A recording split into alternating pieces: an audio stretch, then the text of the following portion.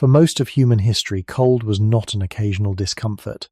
It was something that entered the body slowly, night after night, long before sunrise, long before memory, long before shelter became dependable. Many modern comforts disappear quietly from our awareness because they work too well. A blanket is one of them. You rarely think about the thin layer resting over your skin until you imagine an entire lifetime without it. Not one difficult winter, not one emergency, but generations born into a world where warmth during sleep could never be expected. If rest is where the body repairs itself, what happens when rest has always arrived with cold? And what did human life really feel like before humans had blankets?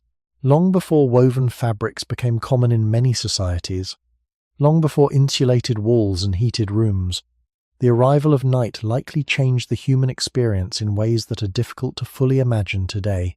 Modern people often divide the day into activity and rest, expecting that bedtime will bring comfort, softness, and protection from the surrounding world. Yet for much of human existence, sleep may not have meant comfort at all. Sleep still came because bodies require it, but necessity is different from safety. The need to rest does not guarantee warmth. A human being lying down on cool earth after sunset would gradually stop producing the same level of heat created through walking, carrying, climbing, gathering, or working. Muscles become quieter. Movement slows. The body enters a state intended for recovery. That transition, ordinary now, may once have brought new vulnerabilities. The strange thing about blankets is that people rarely notice them when they work well. They disappear into habit. A thin layer of cloth over the body feels so normal that its absence seems temporary, almost playful, like a camping inconvenience or a broken heater. But imagine if warmth during sleep was never assumed. Imagine if every evening required some negotiation with cold, wind, moisture, or exposed skin. Not a dramatic battle, but a repeated condition of life. Human history stretches far beyond written records. For most of that time, environments varied enormously.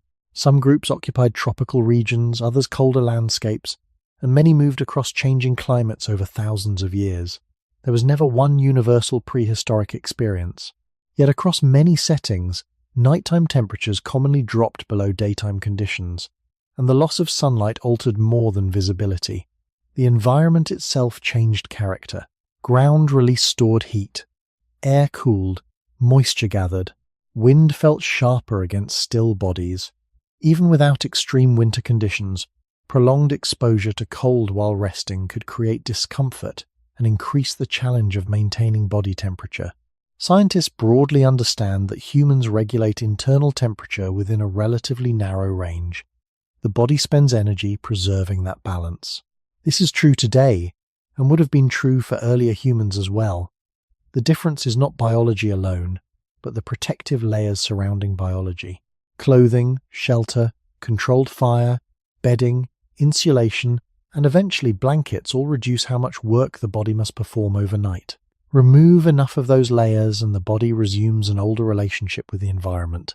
It begins solving problems directly. Around 200,000 years ago, early members of our own species existed without most objects. Modern people consider ordinary. Even farther back, earlier human relatives survived changing climates with bodies adapted through evolution and behaviors shaped by necessity. None of this means prehistoric humans lived in constant misery. Adaptation is powerful. People become familiar with conditions outsiders would find difficult, but adaptation should not be mistaken for comfort. Those are separate ideas. A person may survive repeated cold nights without experiencing what many people today would call warmth. Somewhere in that distinction lies an overlooked question. When did humans stop merely enduring nighttime temperatures and begin expecting protection from them? The answer was probably gradual, unfolding unevenly across places and generations. There may never have been a single moment when humanity crossed from exposed sleep into protected sleep. Instead, countless small solutions accumulated. Better shelter, animal skins, shared body heat, fire maintained longer into darkness, softer materials placed beneath or above the body, habits repeated because they worked, knowledge transferred without writing. Children growing up inside, conditions slightly less harsh than those experienced by older generations. progress often arrives quietly. Tonight, beneath your own covering, whatever material it may be made from, there is an invisible inheritance resting over you. And because it has always been there in your memory, it becomes easy to forget that warmth during sleep may be one of the least noticed achievements in human life. The modern bedroom hides something unusual. It separates sleep from weather. Rain may fall, temperatures may drop, wind may move through trees outside, yet many people remain unaware of those changes beneath layers of fabric and insulated walls. The body drifts towards sleep, believing the environment is stable. For most of human existence, stability may have been far less reliable. Night was not merely darkness. It was often a shift in physical conditions. A place comfortable enough during late afternoon could become cold, damp, or exposed several hours later. The ground itself mattered. Soil, stone, packed earth, and cave surfaces all interact differently with heat. Anyone who has sat on cold rock knows that temperature is not experienced only through air. Heat leaves the body through contact as well. Lying still against cool surfaces for long periods may gradually increase discomfort, even when the surrounding air does not feel extreme. This makes an overlooked detail surprisingly important. Before blankets, before mattresses, before insulated sleeping spaces, where humans rested may have been nearly as important as how they rested. Archaeological evidence can reveal traces of ancient hearths, shelters, tools, or repeated occupation sites, but it rarely captures the ordinary sensation of trying to sleep while preserving warmth. Everyday discomfort often disappears from history. Stone survives, bone survives, habit does not. Yet habits shape life. Somewhere in the distant past, countless evenings likely ended with practical choices about exposure. Higher ground or lower ground, near an entrance or deeper inside, close to others or farther apart, beside lingering heat or away from smoke. These decisions may not have been dramatic. Repeated small choices often become survival strategies over generations. Humans are skilled observers of patterns. A location consistently colder by morning eventually becomes avoided. A sleeping arrangement associated with greater comfort becomes repeated. Knowledge accumulates quietly long before writing records it. The idea of bedtime itself may have carried a different meaning. Today, bedtime often implies winding down. In many ancient settings, preparing to sleep may also have involved preparing to endure environmental change. That difference matters. Endurance is not identical to fear, and it is not identical to suffering. It may simply mean that rest occurred under conditions less protected from the outside world. The body likely remained more connected to temperature shifts, sounds, moisture, and movement. Even now, humans sometimes wake because a room becomes too hot or too cold. Temperature influences sleep quality in measurable ways. Researchers broadly understand that cooler conditions can support sleep within certain ranges, but excessive cold disrupts comfort and may interfere with rest. The exact experiences of prehistoric populations cannot be reconstructed with certainty. Different climates produce different realities. Still, the biological relationship between sleep and temperature is ancient. Human bodies did not suddenly begin caring about warmth after blankets were invented. That need existed first. Technologies came later. In a strange way, blankets may represent a response to a problem older than civilization itself, a response to the vulnerable hours when movement slows and awareness fades. Around fireside communities, if fires existed and could be maintained, warmth may have fluctuated through the night rather than remaining constant. Maintaining fire requires fuel, attention, and conditions that allow burning. Fire changed human life profoundly, but even fire was not an automatic shield against cold. Imagine waking before dawn after embers dimmed. The air different now, skin exposed, the longest hours before sunrise still remaining. Many people today know cold as interruption. Early humans may have known it as expectation. That distinction slowly changes how we understand comfort. Comfort stops appearing universal and begins looking historical. The ordinary softness surrounding sleep becomes something humans built over immense stretches of time, piece by piece, until future generations forgot it had ever been missing. There is a quiet moment that happens almost every night in modern life. A person lowers themselves into bed, pulls a covering over the body, and without thinking very much about it, assumes that warmth will remain nearby until morning. The assumption is so ordinary that it feels natural, yet assumptions built over many generations often disguise enormous changes in human experience. For most of our species' existence, warmth during sleep may not have been guaranteed by objects. It may have depended more heavily on timing, place, weather, other people, and the body's own ability to conserve heat. The deeper question beneath blankets is not really about fabric. It is about expectation. When did humans begin expecting protection from the night? Sleep creates a biological contradiction. To survive, humans need extended periods of reduced awareness. Eyes close, reactions slow, muscles relax, conscious monitoring of the environment fades. Yet the outside world does not pause simply because a body rests. Temperature continues changing, air continues moving. Predators once existed in some environments. Rain arrived unexpectedly, fires weakened, the ground cooled. A sleeping human becomes, in certain ways, less capable of responding quickly. Rest restores life, but it also temporarily reduces control. This contradiction is ancient. Human ancestors faced it long before villages, agriculture, or woven bedding. They needed sleep while remaining vulnerable to surrounding conditions. Over immense periods of time, solutions emerged. Some solutions were social, some environmental, some technological. But before solutions accumulate, there is the original problem: a body becoming still in darkness. Modern neuroscience and physiology show that body temperature naturally shifts during sleep cycles. Humans tend to experience a slight reduction in core temperature as part of preparing for sleep. This process is normal. In protected environments, people rarely notice it. In colder settings without sufficient insulation, that same process may become more meaningful. The body must continue preserving warmth while moving less. Energy expenditure and thermal regulation remain ongoing tasks even during rest. None of this allows precise conclusions about prehistoric nights. Evidence does not provide such certainty. Human groups differed widely across continents and climates. Yet the underlying biology connecting sleep and temperature belongs to all humans. The body has always negotiated with the environment. The tools changed. The negotiation remained. Imagine generations living without any expectation that nighttime comfort should exist. Not necessarily suffering every evening, but adapting. Learning unconsciously what position reduces exposure. Curling the body inward to conserve heat, something humans still do instinctively. Choosing surfaces carefully, remaining close to others, protecting children, carrying practices forward because they work, even if nobody explains why. Cultural memory often begins long before written language.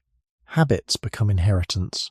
Somewhere in human history, children may have experienced slightly warmer nights than their grandparents, not because biology changed, but because knowledge accumulated. Better coverings, improved shelters, more reliable fire use, layer upon layer of small advantages. Progress often arrives disguised as routine. The extraordinary becomes invisible. A blanket today might appear simple, even unimportant, but simplicity can hide centuries of experimentation and adaptation. The object itself matters less than what it represents. The growing human ability to shape conditions rather than merely endure them, to create a protected space around the body, to soften exposure, to separate rest from weather. Yet beneath every modern layer of comfort remains an older body, carrying systems developed in a world where night was less controlled. Your heartbeat slows in sleep for reasons older than civilization. Your temperature shifts for reasons older than cities. The body resting beneath warm coverings tonight was not designed only for heated rooms. It carries traces of far longer histories. And perhaps that is why certain kinds of cold still feel unusually deep, as if they reach beyond discomfort towards something older, something remembered without memory. The human body is often described as adaptable, and that is true in many ways. Humans have lived in deserts, forests, coastlines, grasslands, and cold regions across long stretches of time. But adaptation should not be mistaken for indifference. The body reacts to cold. It always has.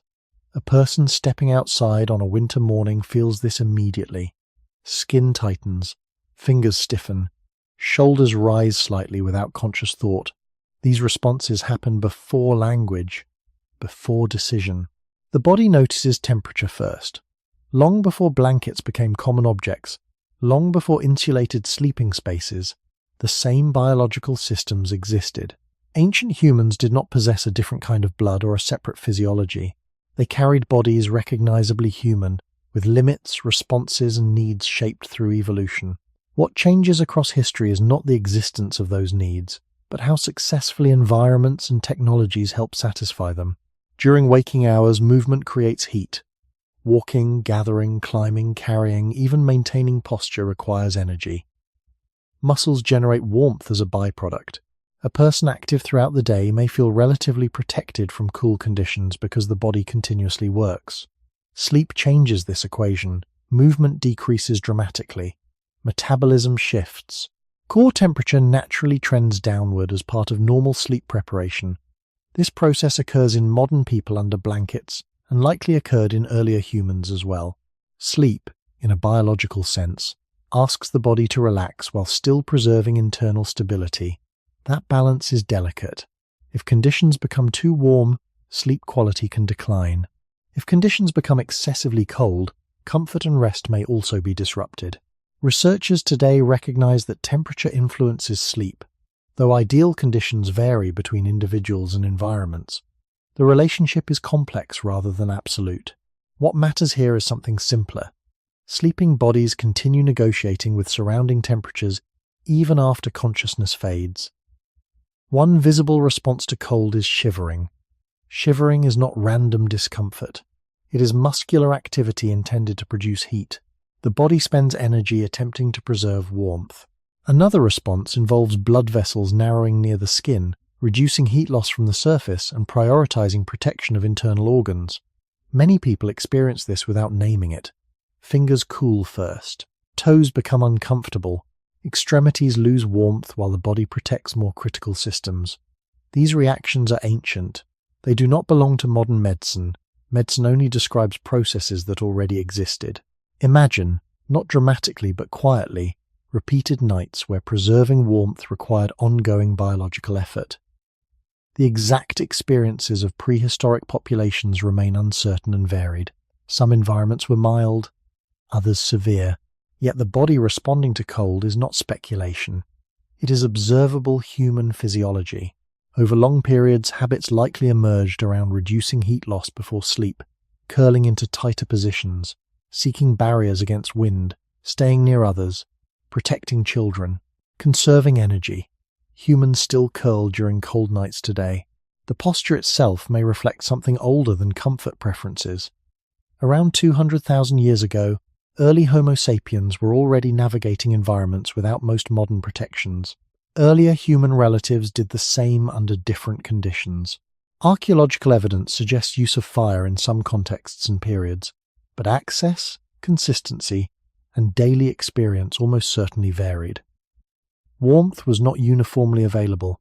Human evolution unfolded amid changing climates, migrations, and shifting ecosystems. The body carried responsibilities technology had not yet assumed.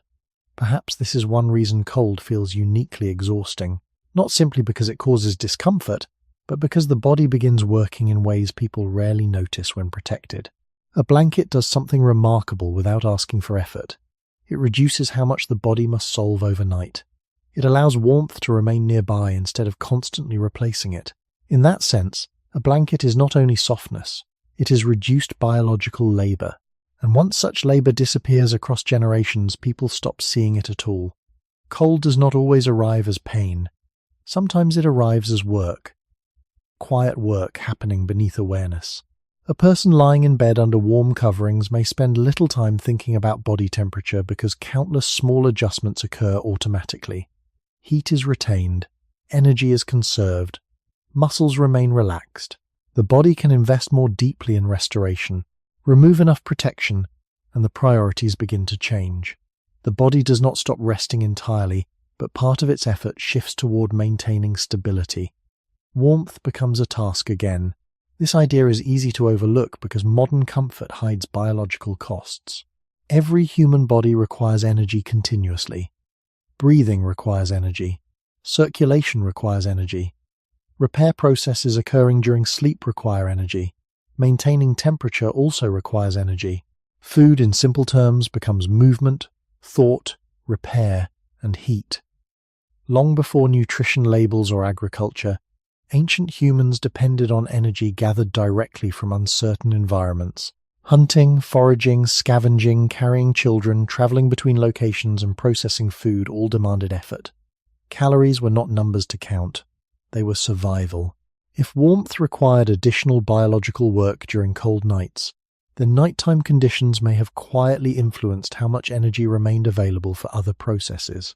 This should not be exaggerated into dramatic conclusions. Human populations survived under diverse conditions for immense periods. Adaptation occurred, yet adaptation often includes cost. The body solving one problem may leave fewer resources for another. Modern research shows that exposure to cold can increase energy expenditure because the body works to preserve internal temperature. The degree varies according to circumstances, duration, clothing, age, and individual physiology. The important point is not exact measurement. It is the principle itself. Staying warm is active, not passive. A sleeping body is not simply switched off. It continues managing priorities through the night. Consider an ordinary experience. After sleeping poorly in a cold room, many people report waking tired even if enough hours passed. Time asleep does not always equal restoration. Sleep quality matters. Comfort matters. The exact relationship between ancient sleeping conditions and long-term human experience cannot be reconstructed with certainty. But the body's need for effective rest is undeniable. Humans have always depended on recovery. Muscles repair, hormonal processes shift, memory functions become organized. Fatigue accumulates when restoration becomes incomplete. These systems existed before civilization. A body in the distant past still required renewal after physical effort. The need is ancient, even if environments differed. Around fires, if present, another complexity emerged. Warmth near a heat source may not remain evenly distributed. People closest to heat experience different conditions than those farther away. Fuel runs low, wind changes direction, embers fade before dawn. The final hours of night may have felt different from the first. Perhaps this matters more than dramatic images of survival. Not constant emergency, but fluctuation. Warm enough, then colder. Rest interrupted, then resumed. Small discomforts repeated over generations. Human life is often shaped less by rare extremes than by ordinary repetition. Somewhere in human history, reducing these nightly fluctuations may have changed more than comfort. Better warmth may have allowed more consistent rest. More consistent rest may have altered daily capacity. Incremental improvements accumulate quietly. A blanket does not create food, but it may reduce heat loss. It does not shorten winter, but it may soften exposure. It does not erase biological needs, but it changes how heavily the body must work while unconscious. That is a subtle transformation, a piece of material taking over labor once handled directly by flesh. Perhaps this explains why comfort becomes invisible so quickly. Once effort disappears, memory of the effort often fades with it. The body beneath warm coverings forgets the negotiations it no longer performs each night. Humans often speak about adaptation as though it is a sudden achievement, a moment when bodies become suited to difficult environments and discomfort disappears. Real adaptation is usually quieter than that. It unfolds across habits, behaviors, technologies, and sometimes biological tendencies over long stretches of time. Adapting to cold does not necessarily mean becoming unaffected by cold. It may simply mean becoming better at responding to it. This distinction matters when imagining human life before blankets.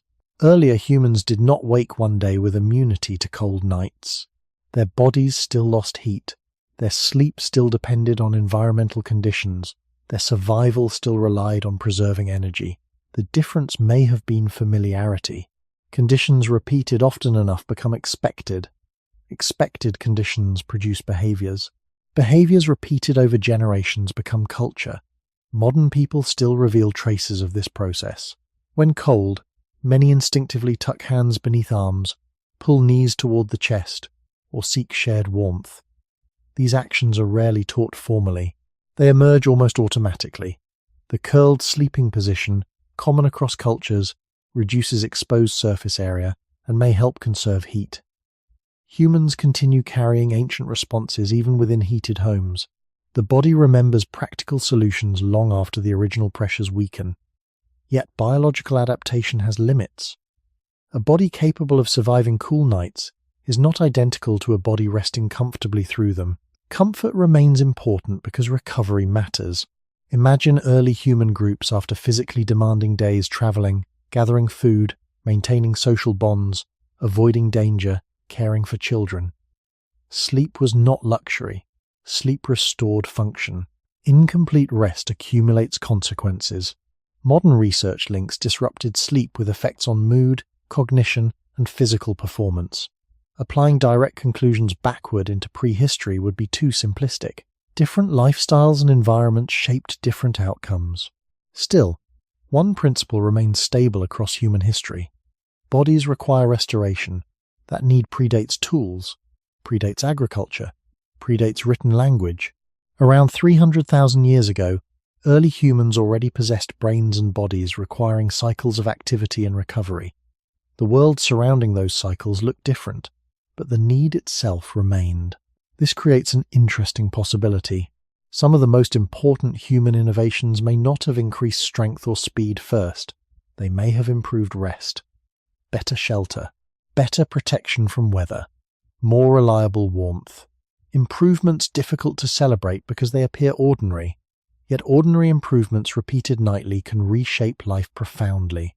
Consider children. Infants and young children generally regulate temperature differently from healthy adults and can be more vulnerable to environmental extremes. Older adults also experience changes affecting temperature regulation. These are broad physiological realities today. It is reasonable to think age mattered historically as well, though exact experiences remain unknowable.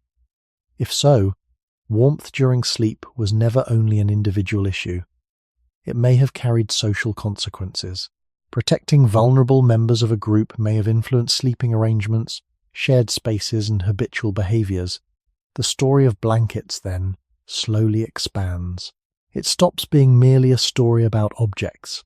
It becomes a story about care, energy, vulnerability, and accumulated knowledge. Somewhere across thousands of generations, humans moved from enduring environmental conditions more directly toward creating microenvironments around their bodies. Personal zones of retained heat, portable comfort, protection carried into darkness. This transition happened unevenly and differently across regions, but the direction matters. Humans increasingly shaped nighttime rather than simply entering it. Tonight, pulling a blanket higher when cold may feel trivial, yet hidden inside that movement is something ancient, a body seeking warmth, a habit older than memory, a need shared with people who lived before cities, before farming, before written history. The material changed. The instinct remained. And perhaps the quietest truth is this. Even surrounded by modern comfort, humans still sleep with bodies built to negotiate a world that once offered far less protection. Humans rarely wait for perfect solutions. Long before carefully woven fabrics, padded bedding, or manufactured insulation, people appear to have relied on whatever reduced discomfort and improved survival in immediate environments. This is one of the quieter patterns running through human history. Not sudden invention, but gradual accumulation of small protections. The first answer to cold nights was probably not a blanket in any recognizable form. It may have been proximity, shelter, plant material, animal remains, residual warmth from a fire, a change in sleeping position. Human life before specialized objects was often a life of improvisation. The environment supplied problems and, occasionally, partial answers. Archaeological evidence suggests that early humans used animal skins in some contexts, although exact timelines, methods, and regularity vary and remain debated depending on region and species. Animal hides could provide protection from weather when processed or utilized effectively. Yet a hide is not automatically a blanket. Fresh skins behave differently from treated materials. Preparation requires knowledge, time, and tools. Across long stretches of prehistory, technologies surrounding skin processing gradually developed. knowledge transferred through observation and repetition rather than written instruction. A useful material rarely remains only one thing. Something worn during movement may later become something placed over the body at rest. Human solutions often overlap. But before hides, or alongside them, simpler materials likely mattered too. Dry grasses, leaves, branches, and plant fibers can create separation between bodies and cold ground. Even today, survival guidance often emphasizes insulation beneath the body as much as above it, because direct contact with cold surfaces accelerates heat loss. Ancient humans did not need modern thermodynamics to notice patterns. Repeated experience teaches quickly. Sleeping directly on exposed ground feels different from sleeping on gathered material. Knowledge begins there, not with theory, but sensation. Around hundreds of thousands of years ago, human ancestors occupied diverse environments where local resources differed enormously. There was no universal prehistoric sleeping arrangement. Some groups likely adapted to warmer climates requiring less insulation. Others faced colder or more variable conditions. This diversity matters because it prevents a misleading image of one shared human past. There were many human experiences. Still, beneath variation lies a common principle. People generally repeat behaviors that improve comfort, safety, or survival. Over generations, repeated practical behaviors become tradition. Another overlooked resource was each other. Humans are social mammals. Group living changes exposure. Shared spaces retain warmth differently than isolated bodies. Many animals cluster during cold periods. Humans may have benefited from proximity too, though exact historical patterns cannot always be reconstructed. Warmth shared socially costs less individual energy. Even in modern life, a crowded room feels warmer than an empty one. This is not sentiment. It is physics acting around bodies. The story of sleeping before blankets, therefore, becomes less about missing an object and more about assembling substitutes. Layering small advantages, a protected location, a fire nearby, dry material underneath, other people clothes, perhaps animal coverings. None alone guarantees comfort. Together, they begin creating something familiar, a zone where the body loses heat more slowly, a primitive version of controlled warmth. What appears ordinary now may once have required constant attention, maintaining dryness, preserving fire, choosing locations carefully, replacing worn materials. Warmth may have depended less on possession and more on ongoing effort. In that sense, modern blankets perform multiple ancient tasks at once. They insulate, reduce heat loss, simplify preparation, and remain available without nightly reconstruction. Hidden inside a simple covering is labor previous generations may have repeated endlessly. The strange thing about progress is that successful solutions erase memory of the problems they solved. A blanket resting quietly over sleeping shoulders contains no visible reminder of cold ground, fading embers, gathered grasses, or generations learning slowly what helped bodies endure the dark.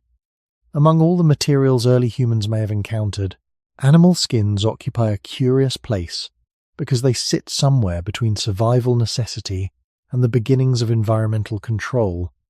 A hide once belonged to a living body that retained heat. After death, with enough knowledge and preparation, parts of that insulating function could remain useful. This idea sounds simple now, but using animal materials effectively is not automatic.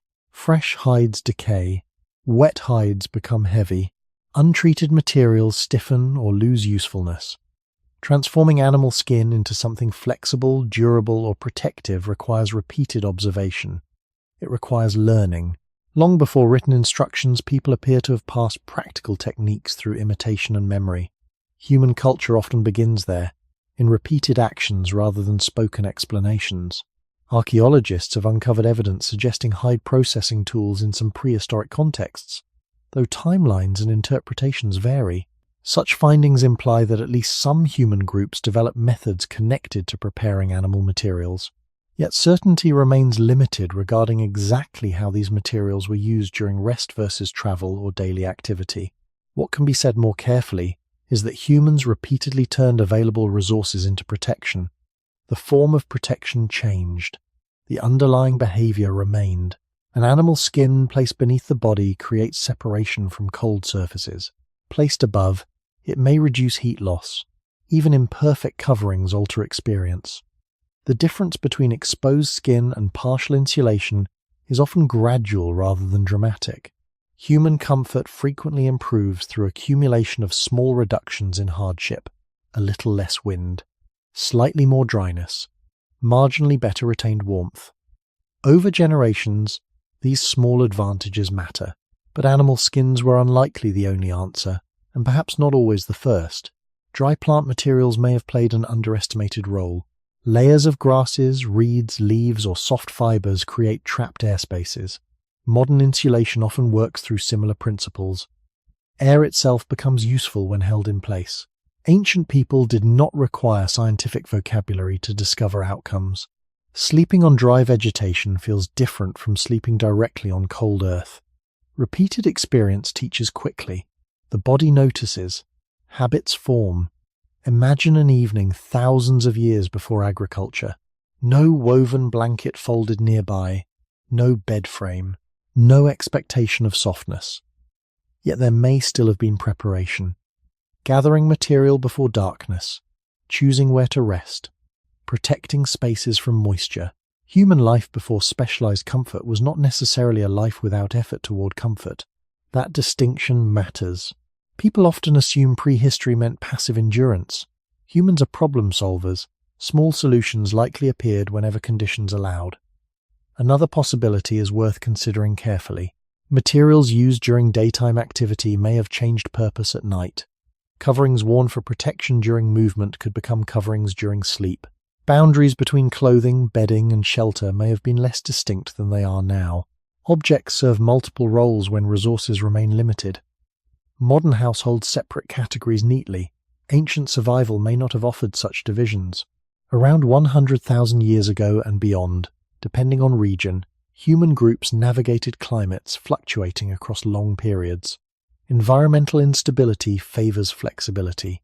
The most useful solution is often not the most sophisticated one, but the most adaptable.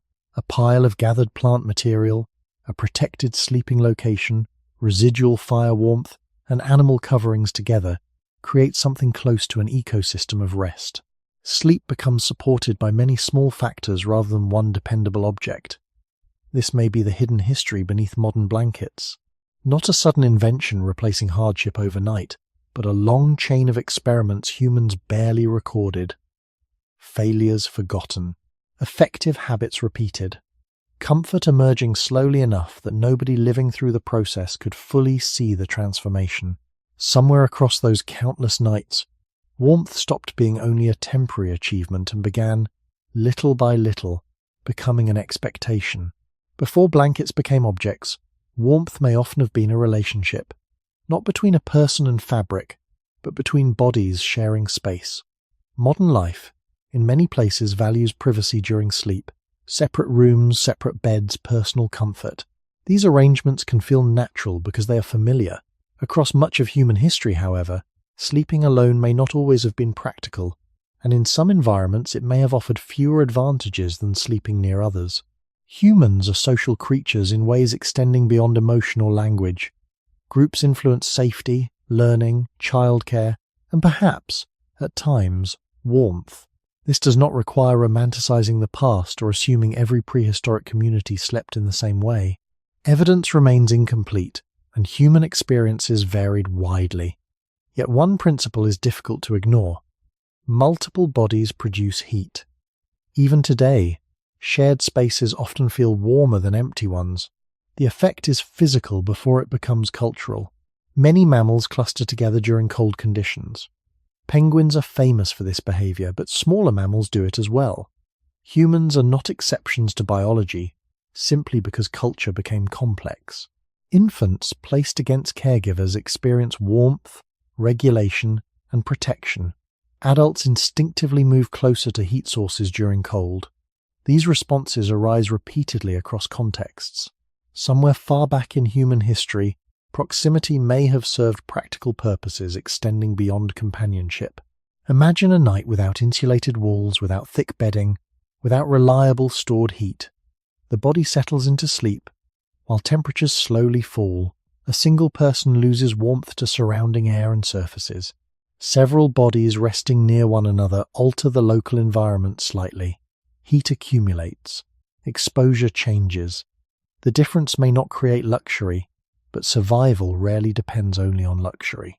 Small improvements repeated over hundreds of nights matter. This possibility shifts the story of blankets in an unexpected direction. Perhaps some of humanity's earliest forms of warmth were collective rather than individual, shared rather than owned. A modern blanket belongs to one person or one household. Body heat shared within groups belongs to no object at all. It emerges from presence. There is another implication hidden inside this idea. If warmth was sometimes social, vulnerability may have been social too. Children, older adults, injured individuals, and others with reduced capacity to regulate temperature may have benefited disproportionately from proximity.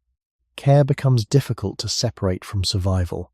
The history of comfort and the history of cooperation may overlap more than people assume. Around 200,000 years ago, early Homo sapiens already depended heavily on social structures. Cooperation shaped food acquisition, protection, and knowledge transfer. The exact details of sleeping arrangements remain uncertain, but dependence on groups is well established in human evolutionary history. Humans survived not merely through individual strength, but through shared behavior. Warmth may occasionally have followed the same pattern. The deeper truth beneath all of this is that early solutions rarely looked like modern inventions. They appeared fragmented, temporary, improvised. One night near a fire, another beside dry plant material, another within a sheltered space, another close to family or community members. Human progress often arrives not through single breakthroughs but through layering. Small protections combine until future generations inherit conditions that feel normal. A blanket today performs many functions silently. It insulates, it reduces energy loss. It creates predictable warmth regardless of nearby people. It allows comfort to become portable and private. Yet beneath that convenience remains something older, a body still seeking retained heat, a nervous system still responding to cold, an ancient tendency toward protection during vulnerable hours. Pulling a blanket closer before sleep may seem deeply personal, but perhaps hidden inside that gesture is a much older memory of human life, when warmth depended less on possessions and more on where and with whom you rested through the dark. If a modern person suddenly lost access to blankets for one night, discomfort would likely become the main memory. But if that same person lost shelter, lost insulation beneath the body, lost walls blocking wind, and slept on exposed ground for months or years, the experience would become something different. At that point, location begins to matter as much as covering. Human warmth has never depended only on what rests over the body. It also depends on where the body chooses to stop moving. Before permanent homes, before enclosed heated rooms, before raised beds separating sleepers from earth, nighttime protection may have begun with geography. A slight slope, a rock formation, dense vegetation, the entrance of a cave, higher ground above moisture. Small differences in environment often create large differences in comfort. The modern world hides this because buildings standardize conditions. Temperature indoors becomes similar across many locations. Ancient environments offered less consistency. Wind traveled unevenly. Water collected in certain places. Cold air settled differently depending on terrain. Even now, campers and outdoor workers learn quickly that choosing where to sleep affects how a night feels. Human ancestors likely noticed the same patterns long before written explanation existed. The body becomes an observer when survival depends on observation. Consider caves, often imagined as universal prehistoric homes. Reality appears more complicated. Archaeological evidence shows cave use in some times and places, but caves were never available everywhere, nor necessarily ideal in all circumstances. Some offered protection from wind and precipitation. Others carried risks, including limited light, dampness, or occupation by animals. Shelter is rarely perfect. Humans repeatedly balanced advantages against disadvantages. A protected space reducing heat loss might also create new problems. History often advances through compromise rather than ideal solutions. Open landscapes posed different challenges. Grasslands, coastal areas, and wooded regions each shape nighttime conditions differently. Near water, increased moisture may influence how cold feels against skin. Elevated areas may receive stronger wind. Dense vegetation can provide barriers while also creating other difficulties. There was no universal answer because environments themselves were not universal. Yet the repeated human effort to select better sleeping locations reveals something important.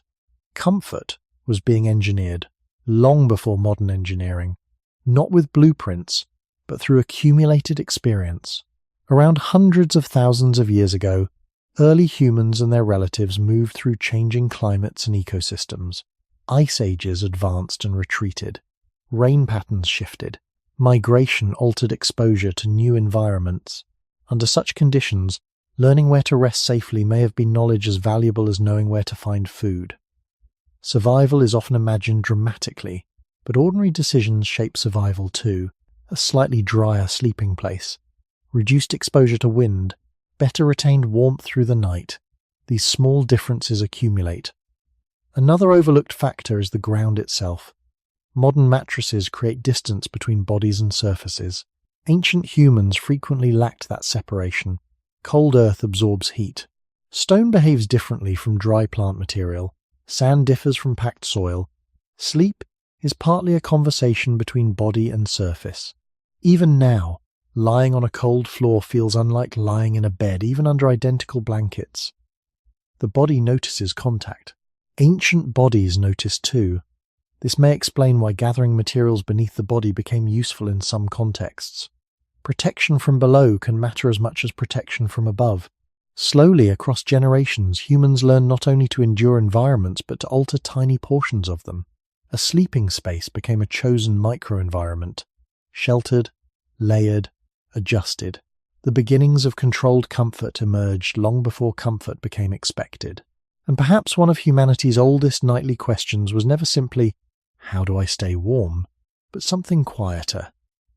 Where can warmth last a little longer before morning arrives? Caves often occupy a powerful place in modern imagination. When people think about early humans, many picture firelight against stone walls. Families gathered deep inside rocky shelters, protected from storms outside. Some archaeological evidence supports cave occupation in certain places and periods. Caves preserve traces unusually well: bones, tools, hearth remains, pigments, because enclosed environments sometimes shield materials from weathering. Yet preservation can create a misleading impression. What survives in archaeology is not always what was most common. Caves may appear central, partly because they leave evidence behind. Human life outside caves often disappears more easily. This means the prehistoric world was likely broader and more varied than surviving sites alone suggest. Even when caves were used, protection was rarely absolute. A cave blocks some things effectively. Wind may weaken. Rain may become less direct. Exposure changes. But stone also holds temperature differently. Dampness can remain. Air circulation varies. Darkness extends farther. Shelter solves problems while introducing others. Humans have long navigated trade-offs rather than perfect conditions. A cave entrance might offer more light and easier awareness of surroundings, but greater exposure. Deeper areas might retain stable conditions yet create different discomforts. Choosing where inside, a shelter to rest, may have mattered almost as much as finding shelter itself. Modern buildings create the illusion that indoor space is uniformly protective. Ancient shelters rarely guaranteed such consistency. There is another possibility worth considering. Temporary structures, branches, vegetation, animal materials, or other local resources may have offered flexible forms of shelter in some regions. Though evidence for perishable constructions often vanishes over time, human ingenuity frequently works with what disappears. Archaeology tends to preserve stone more easily than woven material, wood, or plant coverings. The absence of surviving evidence does not always mean absence of behavior. Researchers remain careful about this distinction because uncertainty matters. Yet one pattern seems persistent across human history. People repeatedly alter environments to reduce exposure. Small barriers matter. A roof matters. Wind breaks matter. Dryness matters. The desire for protected rest appears ancient, even if methods changed constantly. Imagine approaching night in an unfamiliar landscape long before permanent housing. The question may not have been where sleep feels best, but where conditions become least difficult. Less wind, less moisture, less heat loss. Human comfort often advances through subtraction of problems rather than addition of luxuries. Remove enough hardship and comfort emerges almost unnoticed. Around 100,000 years ago and beyond, some human groups were already demonstrating sophisticated behavioral flexibility. They adapted to different climates, moved across regions, and used available resources creatively. Flexibility may have mattered more than any single survival technique. No universal shelter solved every environment. Humans survived partly because solutions changed. The environment taught, and people responded. There is something surprisingly modern hidden in this ancient process. Many people today still adjust sleeping spaces instinctively, closing a window against cold air, choosing thicker curtains, moving closer to warmth, elevating beds from cold floors. These behaviors appear ordinary because infrastructure performs most protective work. Yet the logic beneath them is old. Humans continue arranging nighttime environments in ways that reduce thermal loss and increase comfort. The methods evolved. The intention persisted. A blanket alone cannot fully protect a person lying in a freezing open landscape. Likewise, shelter without insulation may remain uncomfortable. Human warmth has often depended on combinations rather than single answers. Location, material, proximity, and habit work together. Perhaps that is the deeper story hidden beneath sleep before blankets. Not the absence of one object, but the continuous effort to create small islands of safety within a world that offered no guarantee of warmth after sunset. A person can feel cold even beneath a covering if the surface underneath continues drawing heat away. Many people know this sensation without thinking about it scientifically. Sitting on stone in winter feels different from sitting on wood. Sleeping on a floor feels different from sleeping on a raised bed. The difference is not imagination. Heat moves. Bodies lose warmth through contact. This ordinary experience may have shaped countless forgotten decisions throughout human history. Before mattresses, before insulated sleeping platforms, before thick layered bedding, the ground itself was often part of the night. And the ground does not remain neutral. Soil cools, rock cools, moisture gathers. Surfaces absorb and release heat differently depending on material and weather. Ancient humans did not need equations to understand outcomes. Repeated nights teach lessons quickly. A sleeping place that leaves bodies colder by morning eventually becomes less desirable. The oldest forms of environmental knowledge were likely built from these accumulations of experience. Modern survival training often emphasizes creating insulation beneath the body rather than relying only on coverings above. This principle surprises many people because warmth is usually imagined as something placed over skin, yet protection below can matter enormously. Dry grasses, leaves, animal materials, branches, and elevated surfaces all create separation. Separation slows heat transfer. The exact methods used by different ancient populations remain uncertain and varied, but the logic behind seeking distance from cold ground is rooted in observable human experience. Bodies notice. Habits follow. Around hundreds of thousands of years ago, early humans and their relatives inhabited environments ranging from temperate regions to colder landscapes affected by shifting climates. Ice ages altered ecosystems repeatedly. Conditions changed over time and space. There was never a single prehistoric night shared by everyone. Still, wherever cooler temperatures existed, bodies encountered the same basic reality. Rest becomes different when warmth escapes faster than it is retained. Perhaps this is one reason the transition from movement to sleep mattered so much. During activity, muscles compensate. During stillness, hidden losses become easier to feel. Imagine lying down after a physically demanding day, the body tired, heat generated through movement fading slowly, the surface beneath you cool and uneven. Wind reduced somewhat by nearby vegetation or rock, but not absent. There may be no dramatic suffering in this image, only persistent negotiation. Human history often unfolds through repeated negotiations with discomfort rather than extraordinary moments. Another overlooked idea emerges here. The first forms of comfort may have begun below the body, rather than above it. Before soft coverings, perhaps there were soft surfaces. Before blankets, perhaps there was insulation against earth.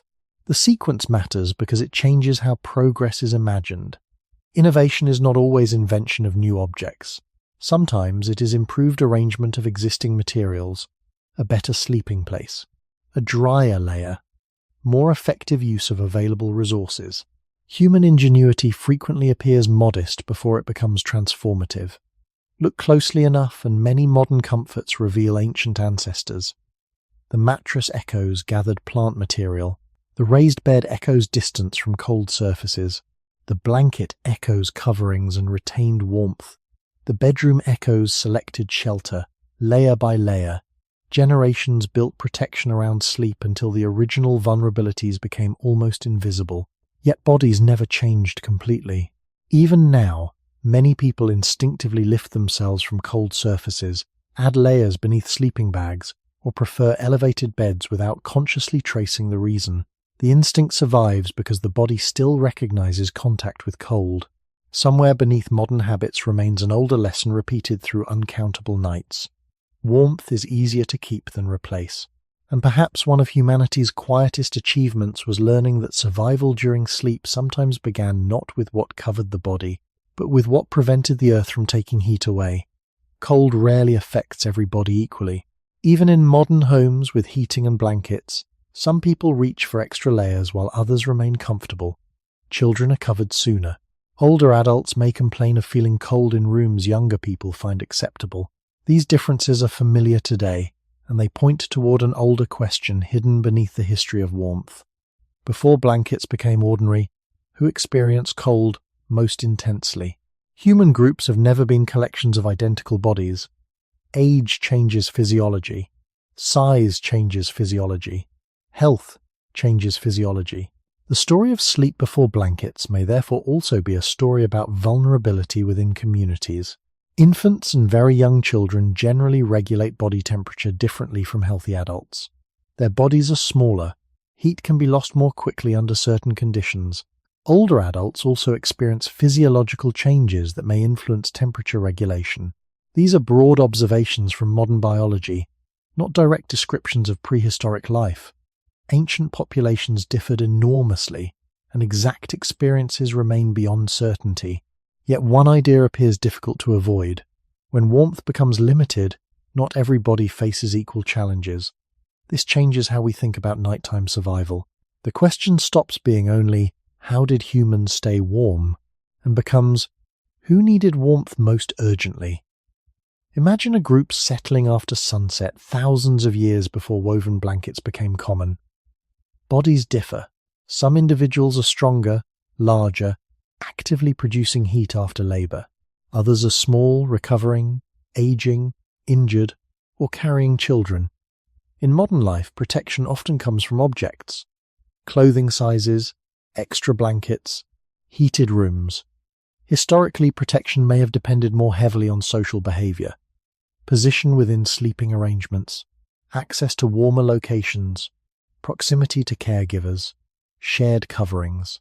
None of these can be reconstructed precisely across all ancient societies. Human history is too varied for that. But dependence within groups is deeply human. Cooperation appears repeatedly throughout our evolutionary story. The youngest members of a community do not survive alone. The oldest often preserve knowledge. Adults care for others despite energetic costs. Human groups became powerful partly because individuals were not entirely isolated units. Warmth may occasionally have followed similar patterns.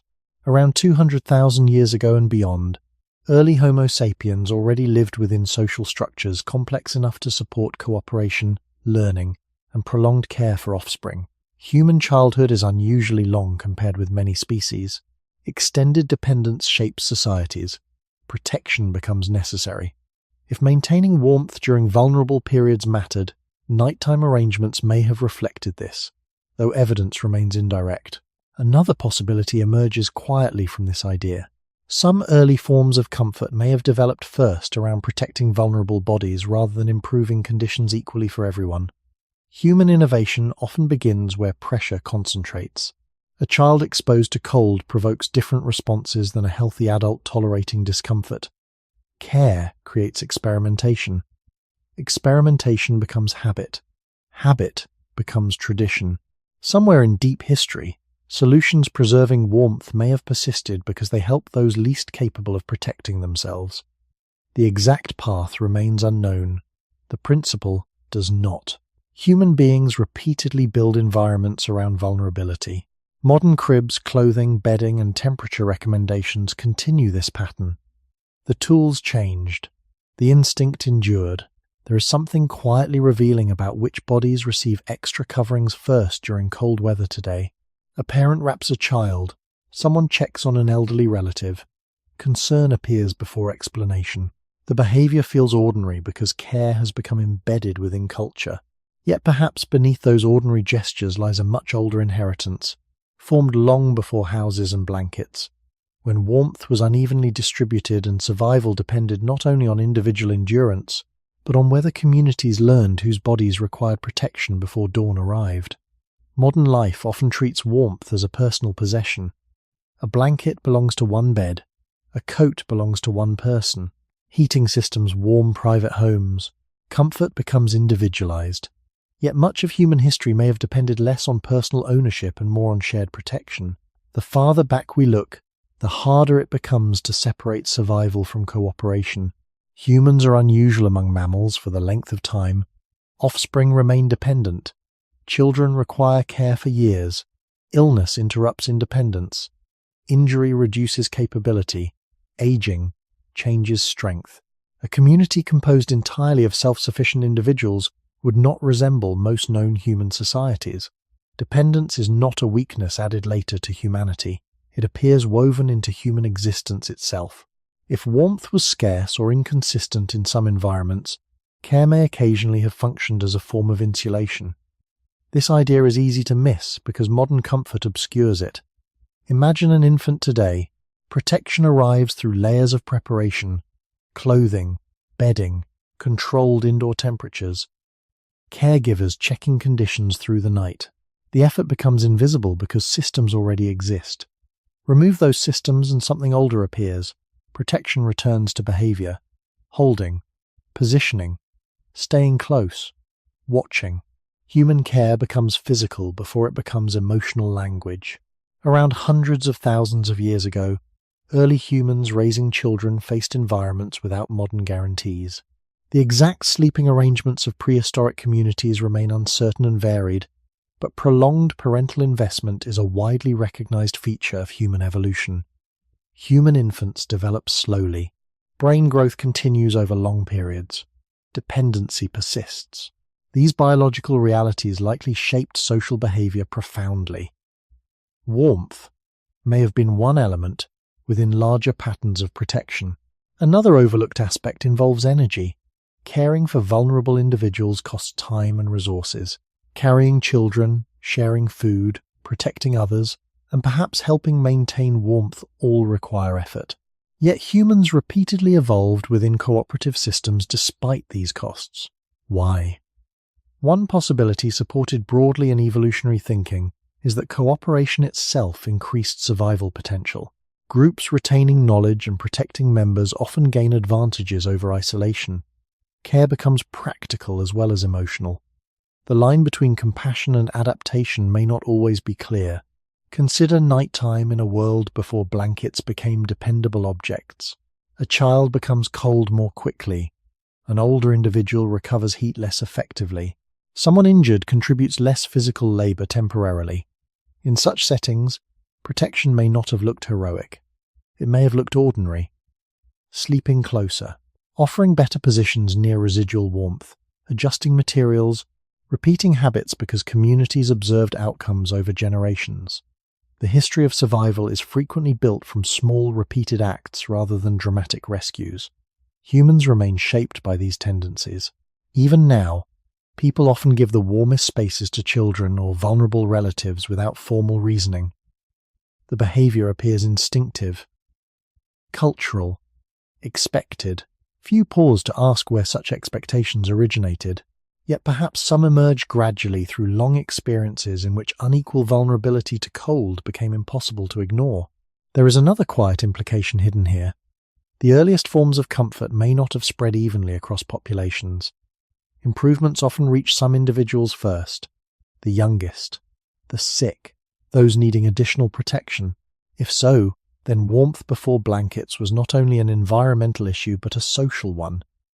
Communities may have revealed priorities through who received protection when resources remained limited. We cannot reconstruct those choices precisely. History leaves many silences, but the possibility changes the emotional landscape of the past. Cold nights stop appearing solely as battles between humans and nature. They also become moments where relationships mattered, where survival and care overlapped, where keeping someone warm may have meant preserving more than one body, perhaps preserving knowledge, future generations, or simply the continuity of a group waiting together for morning. Human groups are often remembered through tools, migrations, or the remains of shelters. Yet another question sits quietly underneath those visible traces. How were nights organized? Not ceremonies, not extraordinary events, but ordinary nights, repeated thousands of times. Where did children sleep? Who stayed closest to warmth?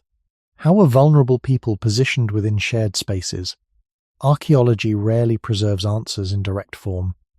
Sleeping arrangements vanish easily. Fabric decays. Plant bedding disappears. Bodies leave few records of where they rested in relation to one another. Yet human societies, ancient and modern, repeatedly organize themselves around need. The smallest and least resilient members often influence behavior more than the strongest. A group containing children does not move exactly like a group without them. A community, including older adults or injured individuals, may adapt differently. Vulnerability changes structure. This possibility becomes especially interesting when thinking about cold. If some bodies lose heat more easily or struggle more with temperature regulation, nighttime may have required informal priorities. Not rules written down, but patterns. Habits repeated because they worked. Humans excel at creating customs from practical necessity. A sleeping arrangement beneficial for younger children may eventually feel normal, even after people forget why it began. Traditions sometimes outlive their original purpose. Around 200,000 years ago and beyond, early Homo sapiens were already deeply social. Cooperation supported food sharing, protection, learning, and care. Human survival depended not only on strength but on prolonged investment in others. Children survived because adults invested time. Knowledge survived because older individuals transmitted experience. Human life unfolded across generations linked together rather than isolated. This broad evolutionary pattern is widely accepted even if daily details remain uncertain. Within that framework, it becomes possible to imagine warmth as another resource communities managed. Not unlike food or protection, unevenly needed, unevenly distributed. There is something revealing in modern behavior that may hint at older patterns. During cold weather, many people instinctively ensure children are covered before covering themselves more comfortably. Extra blankets appear around the vulnerable first. The oldest person in a room is offered warmth. These actions vary by culture and circumstance, yet the impulse feels familiar across many societies. Care often becomes visible through allocation of comfort. The objects change, the behavior persists. Perhaps ancient knights carried similar decisions in forms now lost to time, the strongest adult tolerating greater discomfort. The child placed nearer retained heat, the injured person positioned within shelter rather than at exposed edges. Such images cannot be claimed as universal truths about prehistory. Human experiences differed too greatly, yet the logic behind prioritizing vulnerability remains deeply human. Another possibility emerges quietly from this.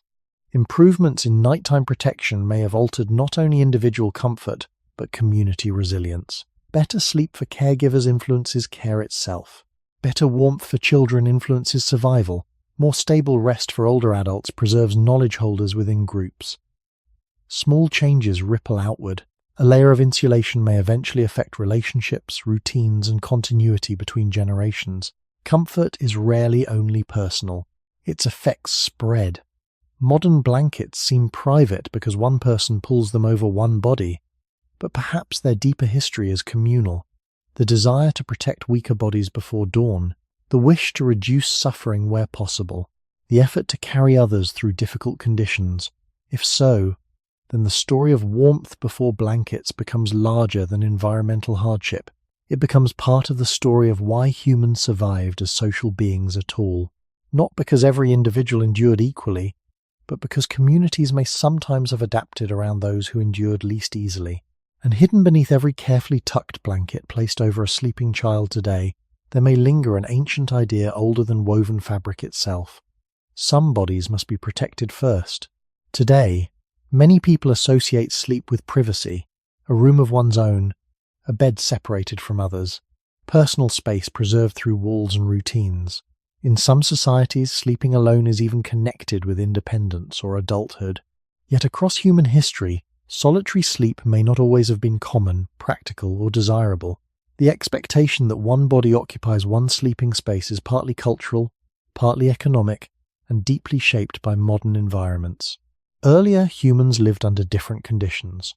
If warmth was inconsistent, if shelters were limited, if nighttime exposure remained difficult to control, then sleeping near others may have carried practical benefits extending far beyond companionship. It is possible that proximity itself functioned as a form of technology long before humans built sophisticated tools. Not technology made of metal or woven fibers, but technology made of behavior. Human bodies generate heat continuously. Every person resting through the night becomes a small source of retained warmth. One body alone loses heat outward. Multiple bodies near one another subtly alter the local environment. This principle remains observable today. Shared sleeping spaces often feel warmer. Crowded rooms retain heat differently from empty ones. None of this proves specific prehistoric arrangements. Human groups varied enormously, yet the underlying physics does not change across eras. Bodies emit warmth whether people recognize it or not. Many animals gather together under cold conditions. This behavior appears across species because collective warmth reduces individual thermal loss. Humans belong to the natural world too, even when culture complicates biology. The difference is that humans rarely rely on instinct alone. Habits become social. Practical behaviors become customs. Customs become invisible. Around hundreds of thousands of years ago, early humans already depended on social structures for survival. Cooperation shaped food sharing, protection, and childcare. If sleeping near others occasionally improved warmth or safety, repeated advantages may have reinforced the behavior in some contexts. Not because people necessarily understood thermal regulation in abstract terms, but because outcomes mattered. Mornings after warmer nights feel different. Rest improves. Energy returns. Bodies notice patterns before cultures explain them. Imagine a group settling for sleep after darkness spreads. There may be no blankets thick enough for everyone. Fire, if available, weakens gradually. Wind shifts. Children remain vulnerable. In such conditions, closeness changes meaning. Proximity stops being merely emotional or social and becomes environmental. The distance between bodies becomes part of survival. This idea is strangely unfamiliar to many modern people because warmth has been outsourced to objects. Heated homes perform what communities once may have performed. Blankets perform what shared sleeping spaces once helped achieve. Technology often replaces relationships with tools, then makes the replacement feel natural. Yet traces of older patterns remain. Parents sleep near infants. Families gather during emergencies or extreme weather. Physical closeness returns quickly when conditions become uncertain. Another hidden consequence emerges from sleeping near others: awareness. Humans resting in groups do not only share warmth, they share risk. Sound spreads. Disturbance spreads. Protection may become collective. Anthropologists studying contemporary and historical societies have observed wide variation in sleeping arrangements, suggesting no universal human pattern. Diversity matters. Still, the repeated human tendency towards social sleep in many settings hints at something flexible rather than fixed. Humans appear capable of reorganizing nighttime behavior according to environment. Flexibility may be one of our oldest strengths. Perhaps this is why the history of blankets cannot be separated entirely from the history of one another. Before warmth became portable and personal, It may often have been distributed through proximity, not perfect comfort, not guaranteed safety, but shared adaptation. And hidden beneath modern expectations of individual space may linger an older body, one that once understood something simple. The night felt different when another source of warmth breathed nearby. The distance between bodies can mean many things. In modern life, distance often represents privacy, comfort, or personal preference. In different circumstances, distance may carry other meanings entirely. Warmth decreases, awareness weakens, protection changes. Human beings spend much of waking life moving apart and together, forming groups, separating, returning. Sleep interrupts that movement. Bodies settle into positions for hours, under controlled conditions. Where a person sleeps matters little beyond comfort. Under uncertain conditions, position may become more significant. Before reliable blankets and insulated sleeping spaces, even small differences in proximity could potentially alter experience. Not necessarily dramatically every night, but gradually across repeated nights. Human history is often shaped by repetition rather than extremes. Consider something familiar.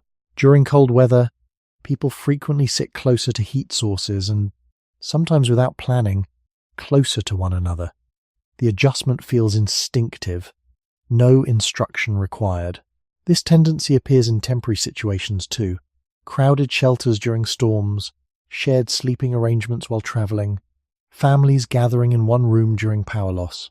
Modern infrastructure usually dissolves these patterns quickly because heating replaces necessity. Yet the behavior remains available, almost waiting beneath routine. This raises an interesting possibility. Some ancient sleeping arrangements may have reflected practical responses more than social ideals. Proximity could emerge from environmental pressure rather than preference alone. Again, certainty remains impossible. Human groups across time and geography differed enormously. Still, bodies respond to warmth consistently. A person positioned nearer retained heat experiences conditions differently from someone farther away. The difference may be subtle. Human adaptation often grows from subtle advantages. Around 200,000 years ago and beyond, early Homo sapiens inhabited changing landscapes requiring flexibility. Cooperation was already important. Food sharing, collective learning, and care appear repeatedly in discussions of human evolutionary success. Sleep may have participated in these larger systems, not as isolated behavior, but as another place where cooperation operated quietly.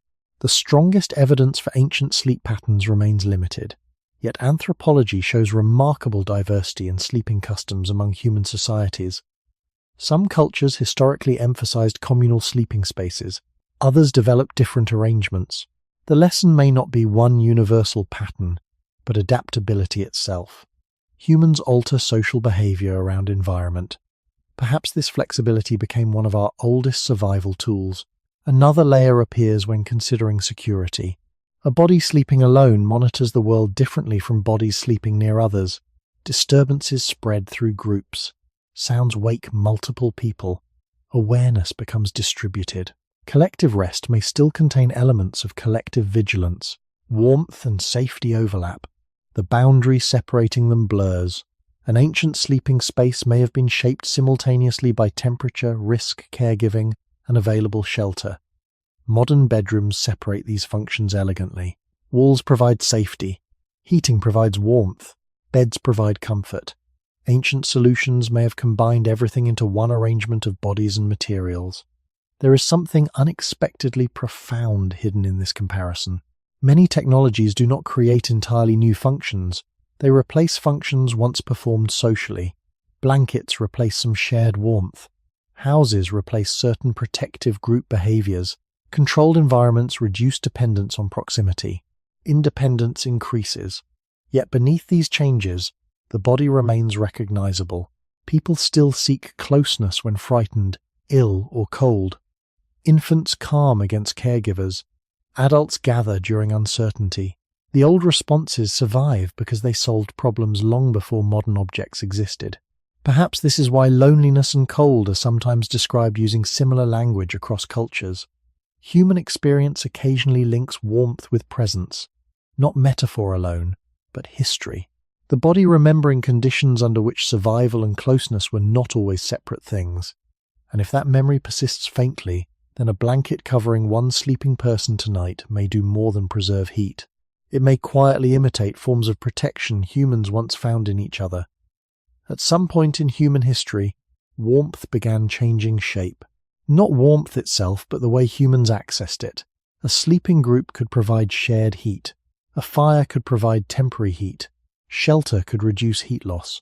Animal skins, plant layers, and selected sleeping places could preserve warmth unevenly. Then, gradually and differently across regions, humans became increasingly able to carry warmth closer to the individual body. The shift was not sudden. No single invention transformed all nights everywhere. Yet over long stretches of time, protection became more portable, more personal, and perhaps more expected. A blanket resting over one person represents something larger than fabric. It represents independence from certain environmental and social conditions.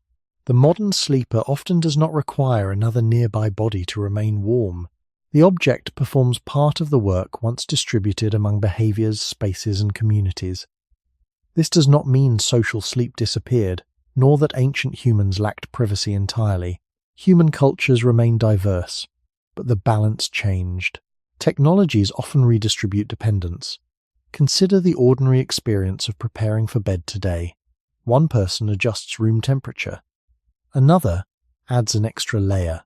Someone sleeping alone remains warm through the night because insulation surrounds the body directly. The process appears individual, yet hidden inside that convenience may be thousands of years of accumulated experimentation. Humans learn to process fibers, weave materials, treat skins, build enclosed spaces, retain heat. Every improvement separated comfort slightly more from immediate surroundings. Over time, nighttime became increasingly controlled. The body rested within environments humans created rather than environments merely endured.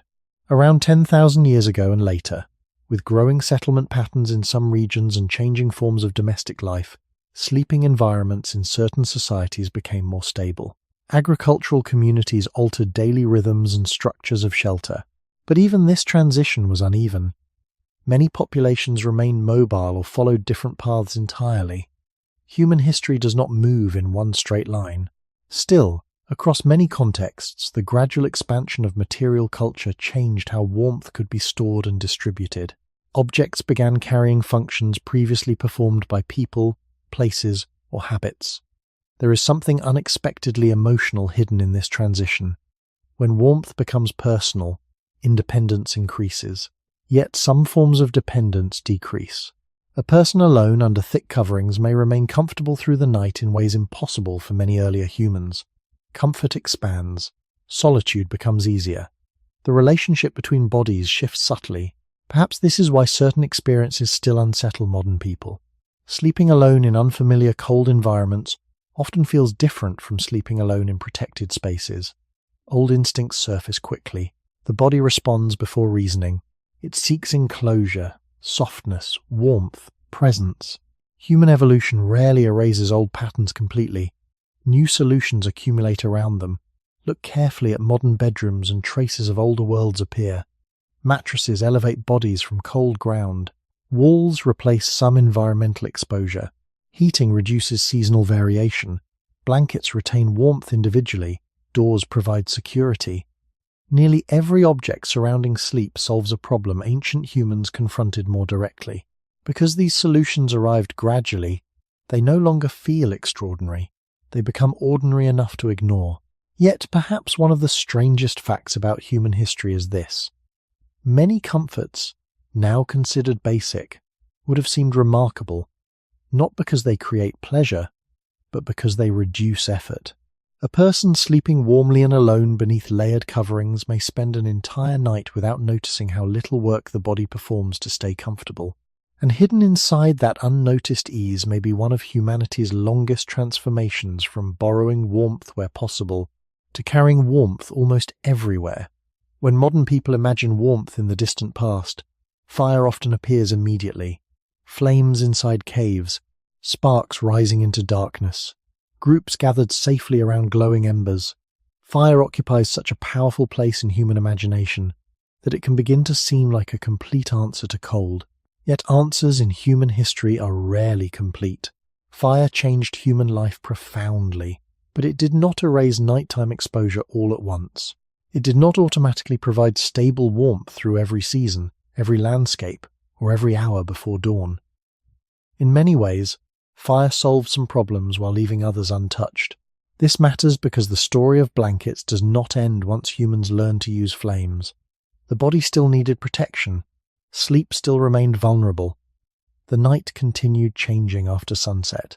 Evidence suggests controlled use of fire by human ancestors occurred long before written history, though exact timelines and regularity remain debated across sites and species.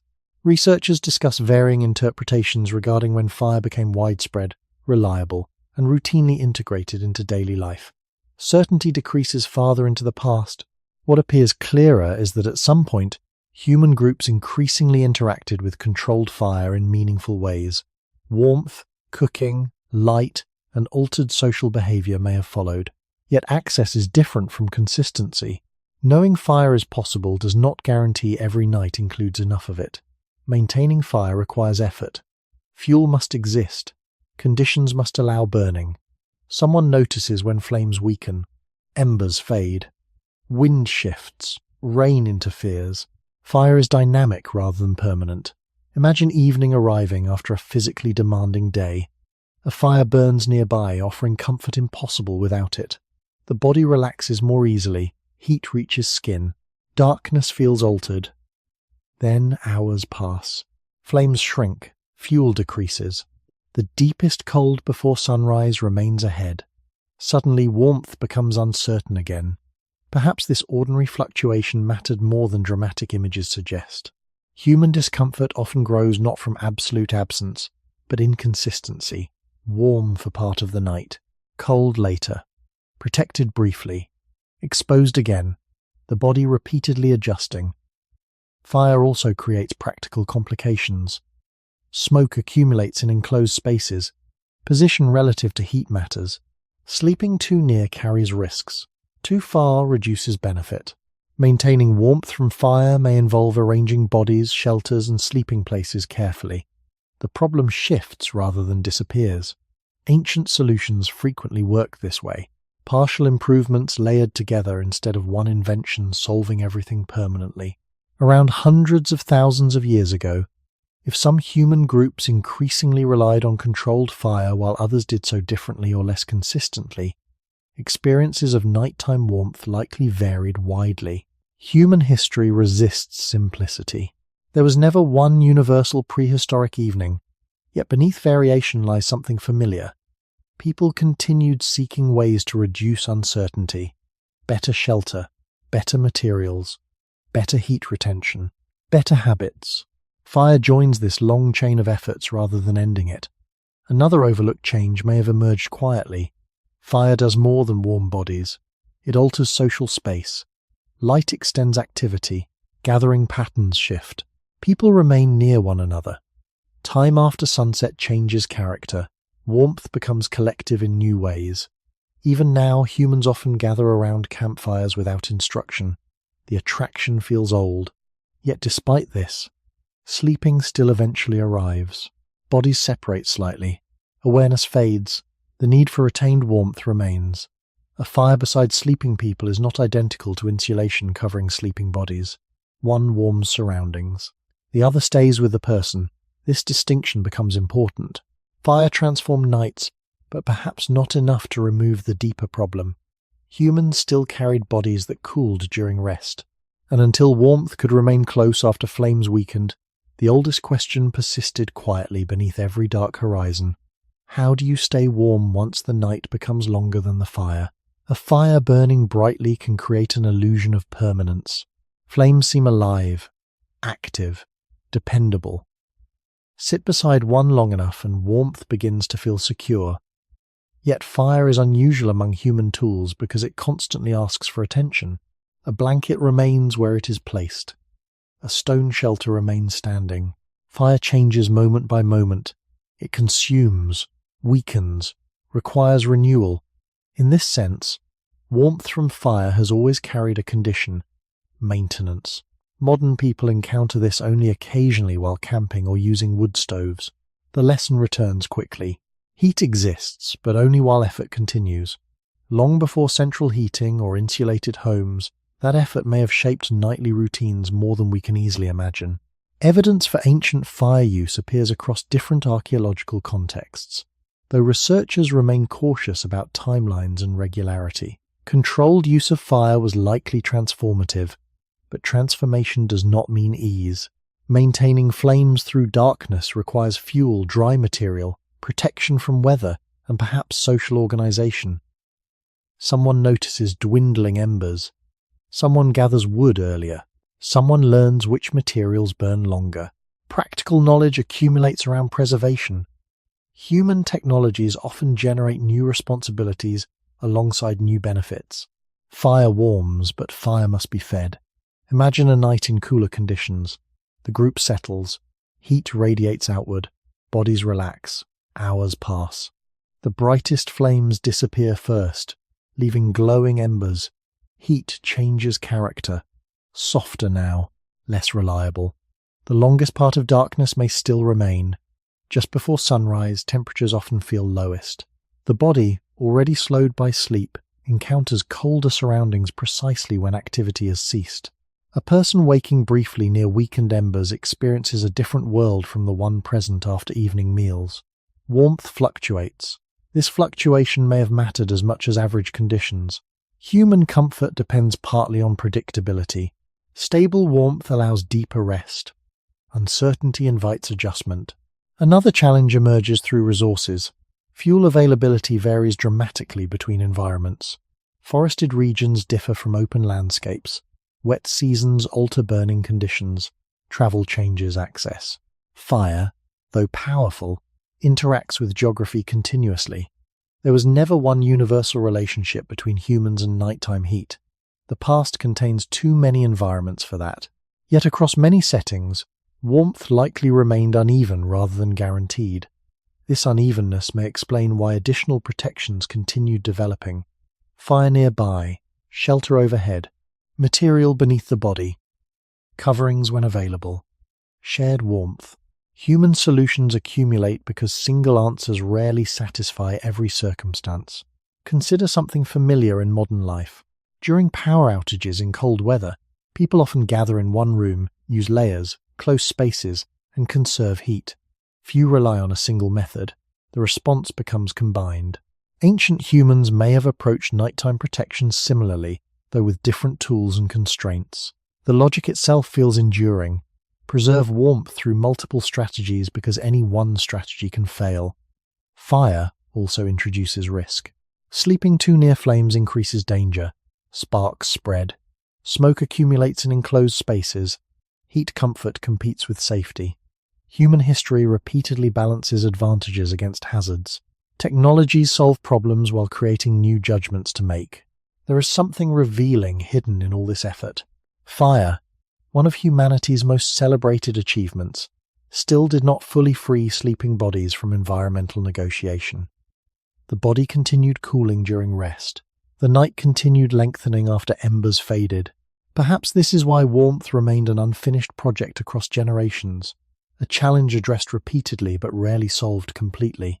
And somewhere between fading firelight and approaching dawn, ancient humans may have understood something modern people seldom consider.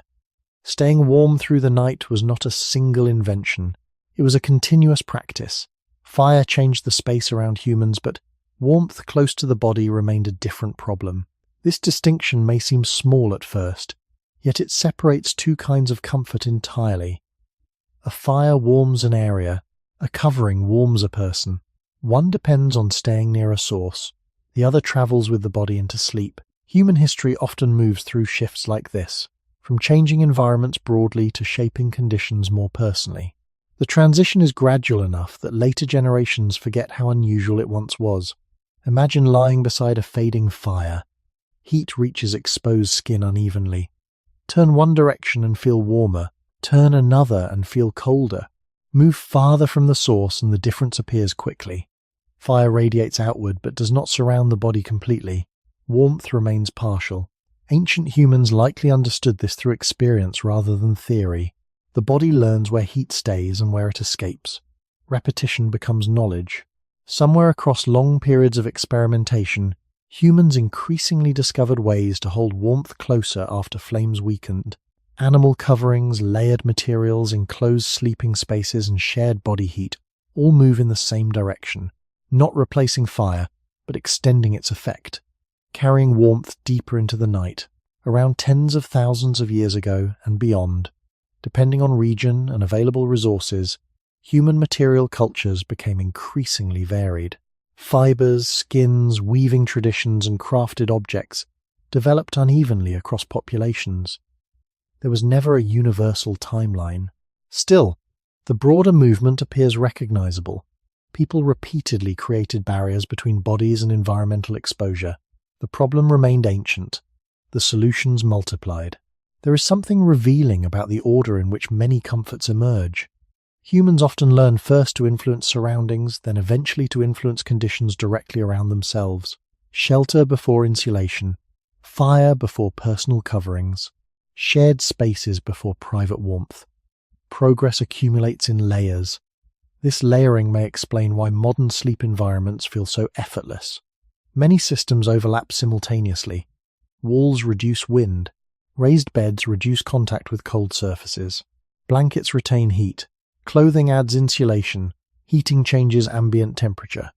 A sleeping person benefits from multiple protections without noticing any individual one.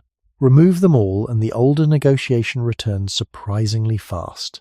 A person no longer relies entirely on remaining near one location or one source. Independence grows slowly. Mobility changes. The body carries part of its protected environment outward. This idea feels deeply modern, yet perhaps its roots extend farther back than we usually imagine. A blanket today seems humble because it solves a problem so completely that the problem disappears from awareness.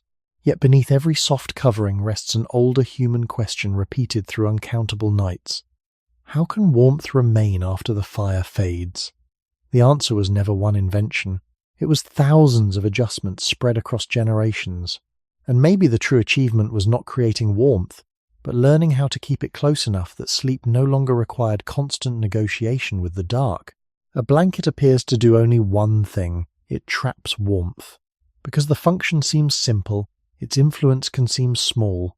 Yet many objects in human life become powerful precisely because they change ordinary experiences rather than dramatic ones. The wheel alters movement. Containers alter storage. Shelter alters exposure. A blanket may alter rest. And rest touches nearly everything. Human life is not lived only in waking hours. Recovery shapes what becomes possible afterward.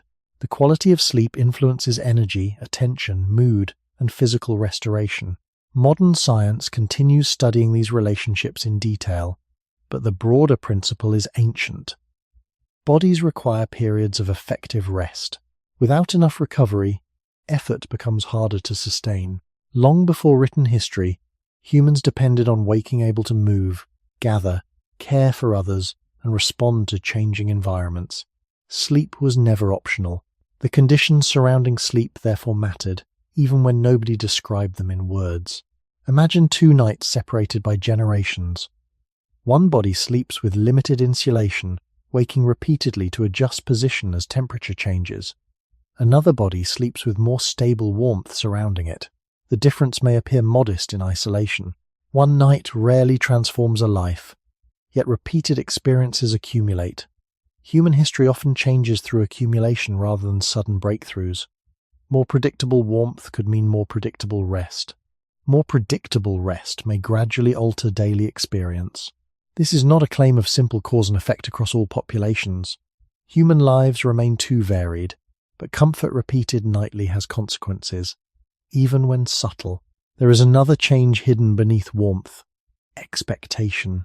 Humans adapt not only to hardship, but also to relief. Once protection becomes reliable, absence feels unusual. Modern people rarely celebrate blankets because blankets are expected. The expectation itself reveals historical transformation. At some point in some communities, stable warmth during sleep ceased being rare and became ordinary. The shift may have unfolded unevenly across centuries and regions, but psychologically it matters. Comfort moves from privilege toward assumption. Humans reorganize life around new baselines surprisingly quickly. Consider how people respond when indoor heating fails. The discomfort feels immediate, not because bodies forgot cold entirely, but because expectations changed. Ancient humans may have experienced different baselines. Modern bodies inherit old biology while living within new assumptions. Another overlooked aspect of warmth is privacy. When comfort depends heavily on shared fire, shared space, or group sleeping arrangements, individual rest remains connected to others. As personal insulation improves, sleep becomes easier to separate. The individual body carries more of its protected environment. Independence expands quietly. This does not mean solitude increases everywhere or that communal sleeping disappears. Human cultures vary enormously, yet the possibility remains important. Objects preserving warmth may have altered not only comfort, but the experience of personal space. Around agricultural settlements and later societies with increasingly specialized materials, domestic life changed repeatedly. Sleeping spaces evolved, textiles developed, housing shifted. None of these changes occurred universally or simultaneously. Human history resists tidy sequences. Still, over long periods, many people gained access to more stable nighttime environments than earlier generations possessed. The result may have been easy to overlook because it arrived slowly. The most transformative changes often do. A blanket covering a sleeping person tonight does not announce itself as history. It feels ordinary. Yet hidden inside that ordinariness may be a profound alteration in what humans expect from the world. Not simply survival through the night, but comfort within it. Not merely enduring darkness, but resting inside protection. And perhaps that marks one of the quietest transitions in human life. The moment warmth stopped being uncertain enough to notice. Humans possess a remarkable ability that is both useful and strange. We quickly stop noticing what protects us. The first night in a warm room after sleeping in discomfort feels memorable. After enough nights, warmth disappears into the background. It becomes expected. The same thing happens with clean water, stable shelter, predictable food, and countless technologies woven into daily life. Successful solutions often erase awareness of the problems they solved. Blankets may belong to this category. Their presence becomes invisible because their function works quietly. Yet invisibility can be misleading. Something unnoticed is not necessarily unimportant. In fact, many of the deepest changes in human life become hardest to see precisely because they succeeded. Imagine explaining modern sleep to a person from a distant past, where warmth remained inconsistent. A raised surface above the ground, layers trapping body heat, enclosed rooms reducing wind, materials chosen for softness rather than necessity, predictable temperatures across seasons. The experience might appear unusual not because of luxury alone, but because of reliability. Reliability changes the mind. A person expecting warmth enters the night differently from someone uncertain whether comfort will last until morning.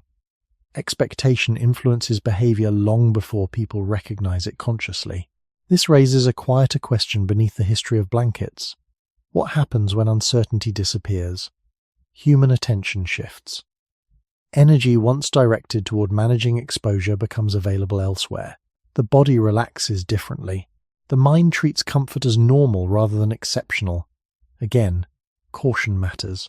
No single object transforms human psychology universally.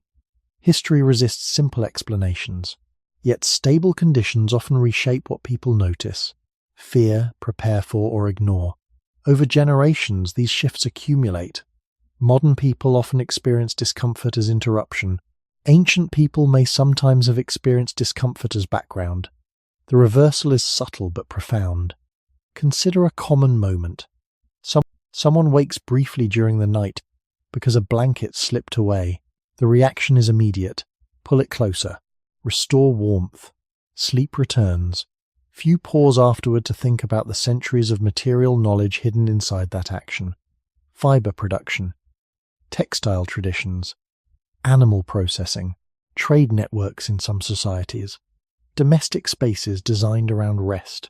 Countless developments converge in a movement lasting seconds. The body reaches for comfort automatically because history made comfort ordinary. Around the world today, sleeping conditions remain highly unequal. Some people continue negotiating with temperature, exposure, and instability more directly than others. This reminder matters because comfort has never been distributed evenly. Human experiences remain diverse. The story of warmth is unfinished. Yet in places where protection became reliable, forgetting follows naturally. Forgetting is not failure. It may be evidence that solutions integrated deeply into life. There is another consequence of forgetting. Once comfort becomes invisible, people begin interpreting it as natural rather than constructed. A warm night's sleep feels normal, yet normality itself changes through history. Thousands of years ago, different expectations governed darkness. The body cooling during rest may have been more noticeable. Waking to adjust position may have occurred under different conditions. Warmth may have remained uncertain enough to deserve attention. Perhaps one of the most significant shifts in human life occurred when protection became ordinary enough that people stopped preparing for cold before sleep and started assuming warmth would already be waiting. That assumption seems small, but assumptions shape reality quietly. They determine what surprises us, what unsettles us, and what disappears from thought entirely. A blanket folded at the end of a bed rarely looks revolutionary. Still, hidden inside its quiet familiarity may be something extraordinary, evidence that many humans now live far enough from ancient nightly uncertainty that they no longer remember warmth was ever something to secure before closing their eyes. If someone from the distant past could hold a modern blanket, they might first notice texture, softness, or warmth. Yet the object contains more than material. Hidden inside it are layers of accumulated knowledge. Fibers learned through experimentation, techniques repeated across generations, ideas about comfort, care, domestic life, and what a human being should expect from sleep. Objects often preserve history quietly, not through written words but through solved problems. A blanket is one answer among many to an ancient question: how can a vulnerable body remain protected while unconscious? The question itself may be older than our species. Every sleeping animal faces some version of it. Humans responded differently, because humans modify environments relentlessly. We build around needs, then we build around the solutions. Over time, the original need becomes harder to see. Consider how many modern routines assume warmth. People schedule sleep expecting restoration. Parents prepare beds before children arrive. Travelers pack coverings automatically. Hospitals regulate temperature. Hotels advertise comfort. Entire industries surround sleep quality. None of this emerged all at once. It reflects long cultural shifts in how humans value rest. Sleep moved gradually from unavoidable biological pause towards something optimized, protected, and personalized. The process unfolded unevenly across societies and remains unequal today, yet the direction reveals something important. Humans increasingly refuse to leave nighttime entirely to circumstance. There is an interesting paradox hidden here. As comfort improves, awareness of bodily vulnerability sometimes fades. A person sleeping under several layers may rarely consider that the resting human body naturally loses heat, becomes less alert, and depends on environmental conditions. Yet biology remains ancient. The body beneath modern coverings still lowers temperature during sleep. Blood flow still changes. Muscles still relax. Vulnerability remains. Technology surrounds it more effectively. In this way, blankets do not erase old human realities. They negotiate with them. They reduce exposure without changing what the body fundamentally is. Around hundreds of thousands of years ago, early humans carried bodies remarkably similar in many biological respects to ours. The environments differed more dramatically than the organisms. This continuity matters. It means the warmth sought today connects, however faintly, to needs experienced long before cities or written memory. Human history often feels distant because tools change quickly, bodies change slowly. Perhaps this is why certain comforts feel unexpectedly deep. Warmth during sleep reaches something older than preference, older than habit. The body responds before explanation. There is another layer worth noticing. A blanket not only protects against cold, it creates a boundary. inside and outside, retained warmth and surrounding air, personal space and environment. Boundaries shape experience. Over time, humans created more of them: walls, clothing, roofs, beds. Civilization, in one sense, can be viewed as expanding zones where bodies remain buffered from uncertainty. The process is incomplete and uneven but recognizable. A sleeping person beneath coverings occupies a small, controlled climate, a private weather system built around one body. This would have seemed extraordinary in many earlier contexts. Yet because modern people inherit it routinely, astonishment disappears. Maybe that disappearance is itself revealing. Humans adapt to comfort as thoroughly as they adapt to hardship. What once required ingenuity eventually feels ordinary. And perhaps the quietest lesson hidden beneath a blanket is not about fabric at all. It is about memory. How entire struggles can vanish from awareness once enough generations succeed in solving them. How ancient effort becomes modern routine. How something folded neatly at the foot of a bed can carry traces of countless nights when warmth remained uncertain, and sleep asked more from the human body than most people will ever know. Tonight, somewhere, a person will fall asleep beneath several layers without noticing them. Fabric against skin, a mattress lifting the body above the floor, walls holding back wind, windows sealing out rain, temperature adjusted before bedtime, perhaps even another blanket folded nearby in case conditions change. None of these things will seem extraordinary. Sleep will arrive quietly, the body will lower its guard, heat will remain close. Morning will come. This ordinary sequence may be one of the least examined achievements in human life, not because it is unimportant, but because it became familiar. Familiarity hides history. Across much of our species' existence, the environment remained more present during sleep. Darkness entered more fully. Temperature fluctuated more visibly. The body negotiated with surroundings more directly. Human progress, in one interpretation, has involved creating layers between ourselves and uncertainty. A roof separates rain. Walls separate wind. Fire separates cold. Blankets separate exposed skin from cooling air. Each layer reduces negotiation. Together, they create something unusual, a controlled climate surrounding a fragile organism that evolved under less controlled conditions. The modern sleeping environment is, in many ways, an artificial habitat built carefully around ancient biology.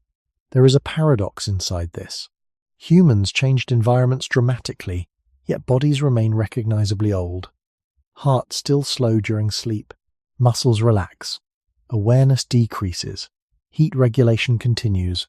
Vulnerability persists beneath protection. Civilization often appears as a story of invention, but perhaps it is also a story of buffering, reducing exposure little by little. The most transformative inventions may sometimes be those that remove small repeated hardships rather than defeat obvious dangers. A blanket does not conquer nature, it modifies a relationship with it. Around 200,000 years ago, early Homo sapiens already carried nervous systems responsive to cold, comfort, safety, and rest. The exact experiences differed enormously across environments, but the body's need for protected sleep is ancient. This continuity matters because it connects present lives with distant ones. The person adjusting blankets tonight shares biological needs with humans who lived before woven textiles, before permanent housing, before stored fuel. The surrounding conditions changed more than the underlying organism. Perhaps this explains why certain experiences still feel unexpectedly powerful. Sleeping outdoors in cold weather, waking without sufficient warmth, feeling deep comfort after returning to shelter. The body responds quickly, as if older systems remain close beneath routine. Another thought emerges quietly from this history. Humans often celebrate visible achievements, monuments, machines, exploration, cities. Less attention goes toward the invisible achievements shaping ordinary nights. Stable warmth, reliable rest, reduced exposure. Yet ordinary conditions influence entire lifetimes. Children grow within them. Illness unfolds within them. Aging occurs within them. Generations inherit assumptions built from them. Comfort becomes infrastructure. Infrastructure becomes expectation. Expectation becomes invisible. The story of blankets is therefore larger than material culture. It becomes a story about what humans gradually decided a life should include. Not merely survival until morning, but a measure of protection while unconscious. Not simply enduring cold, but creating environments where the body can rest without constant vigilance. These shifts arrived unevenly and remain unequal across the world. History continues. The negotiation between bodies and environment never disappears completely. Still, something profound has changed. Many humans now sleep inside layers of solved problems, and perhaps the strangest part is not that those problems were solved, but that the solutions became ordinary enough to forget. When you pull a blanket higher in the dark, there is rarely a sense of participating in history. Yet maybe, in a quiet way, you are. There is a quiet difference between something being comfortable and something being guaranteed. Modern life often blurs the distinction. A person expects warmth at night, and when that expectation is interrupted, frustration appears quickly. A broken heater, unexpected cold, power loss, these events feel abnormal precisely because stability has become familiar. Yet much of human history unfolded without such guarantees. Warmth could be pursued, improved, shared, or preserved, but not always assumed. The difference between seeking comfort and expecting comfort may reveal more about human change than comfort itself. Expectations reshape behavior. They influence planning, fear, and what people consider ordinary. Somewhere across generations, in some places more than others, nighttime protection gradually moved from uncertain achievement toward routine background. This transformation arrived slowly enough that nobody living through it may have recognized its scale. Human history often works that way. Large changes become visible only after they stop feeling new. Consider an ordinary bedtime ritual today. Adjusting pillows, pulling a blanket higher, turning off lights, closing a door. These actions seem small because they occur inside systems already designed to support rest. Yet each routine contains assumptions. The room will remain mostly dry, temperatures will stay within expected ranges, surfaces beneath the body will remain insulated, and morning will likely arrive without severe environmental interruption. Such assumptions would not have been identical across all earlier human experiences. The farther back we look, the more variable conditions become. Again, caution matters. Prehistoric life was not one continuous hardship. Some environments were mild, human adaptability was significant, yet variability itself remains important. Stability was uneven.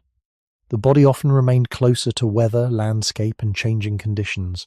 Around hundreds of thousands of years ago, humans already displayed remarkable flexibility. They occupied different climates, altered environments when possible, and developed strategies for protection. The story told here is not one of helplessness before nature. It is almost the opposite. Humans repeatedly learned to reduce uncertainty. The reduction happened gradually. Better shelter, better materials, better understanding of place, better retention of warmth. The extraordinary part may not be any single invention, but persistence. Generations solving similar problems repeatedly. There is an unexpected emotional dimension hidden in this process. Once protection becomes reliable, gratitude often fades. This is not failure. It may be inevitable. Humans normalize safety quickly because normalized safety frees attention for other concerns. Few people lie awake appreciating insulation beneath mattresses or the thermal properties of fabric. The mind moves elsewhere. Comfort succeeds by disappearing. Yet occasionally disruption returns and reveals hidden dependencies. A cold night without coverings, sleeping outdoors unexpectedly, travel into unfamiliar environments. Suddenly, the body remembers. Muscles tense differently. Attention sharpens. Warmth regains meaning. The ancient negotiation briefly reappears beneath modern habits. Perhaps this is why experiences involving exposure often feel disproportionately memorable. They reconnect people with conditions from which daily life usually protects them. Another possibility emerges quietly here. Human progress may not always involve becoming stronger. Sometimes it involves becoming less required to be strong all the time, less resistant to cold, less tolerant of discomfort, not because bodies weakened, but because environments changed. Protection altered expectations. Expectations altered experience. The person sleeping warmly tonight is not necessarily more resilient than distant ancestors. They may simply inhabit a different relationship with uncertainty. And maybe that is one of history's most overlooked transformations. Humans gradually constructing worlds where survival tasks became background conditions. Worlds where warmth before sleep ceased being a problem to solve and became something waiting silently at the edge of the bed. The history of humanity is often told through what people built, conquered, discovered, or invented, but there is another history running quietly beneath those larger stories. A history measured in smaller things, in fewer cold nights, in more reliable sleep, in bodies spending less effort surviving until morning. These changes leave fewer monuments. No ancient statue celebrates insulation beneath sleeping bodies. No empire was remembered because warmth became slightly easier to keep through darkness. Yet ordinary conditions shape human lives continuously. The ability to rest alters what becomes possible the next day, and the next generation, and the one after that. Somewhere far behind the modern world, countless humans slept without expecting comfort. Not necessarily in constant suffering, not uniformly across all environments, but in closer conversation with cold, weather, uncertainty, and exposed ground. They adapted, because humans do. They learned because humans do. They gathered materials, shared warmth, used fire, changed places, developed habits, protected children, and slowly built layers between vulnerable bodies and the night. No single person witnessed the entire transformation. History rarely grants that perspective. Progress often happens slowly enough that it feels invisible while unfolding. Then one day, descendants inherit outcomes and mistake them for normal life. Perhaps that is where you are now. Perhaps where many people are, resting inside solutions built across generations without needing to notice them. A blanket becomes ordinary. A warm room becomes ordinary. Sleeping without thinking about body temperature becomes ordinary. Ordinary things are sometimes the deepest evidence of long human effort. There is something unexpectedly hopeful hidden in this. Humans do not only survive by enduring hardship, humans also survive by reducing hardship, sharing knowledge, and preserving improvements long enough that future lives begin in gentler conditions. The story of blankets may seem small beside wars, migrations, or civilizations, yet it reveals another side of humanity, a species repeatedly trying to make vulnerable moments safer, a species unwilling to leave sleep entirely to chance, a species building protection around weakness rather than denying weakness exists. Maybe that deserves attention. Because the body beneath modern coverings is not separate from ancient humans, it is connected. Your heartbeat slows for old reasons. Your temperature changes during sleep for old reasons. Your need for warmth is old. The surroundings evolved faster than the organism. And hidden beneath every layer of comfort remains a creature shaped in environments where comfort could not always be assumed. There is a final thought worth leaving unresolved. If so much of human history involved learning to place distance between ourselves and cold, darkness, exposure, and uncertainty, then what exactly have humans been creating all this time? Better tools? Better shelter? Or something larger, a gradual attempt to make existence itself feel a little less harsh than it once was? Perhaps that question has no complete answer. Perhaps every generation responds differently. But tonight, before sleep arrives, there may be a quiet moment when a blanket settles over your shoulders without effort, without attention, and without thanks. And in that unnoticed warmth may rest one of humanity's longest stories. Not the story of conquering nature, but the story of slowly learning how to care for fragile bodies living inside it. When the lights disappear and consciousness fades, modern humans still do something ancient. They seek warmth before surrendering to sleep. The difference is only this: many no longer need to wonder whether warmth will remain until morning.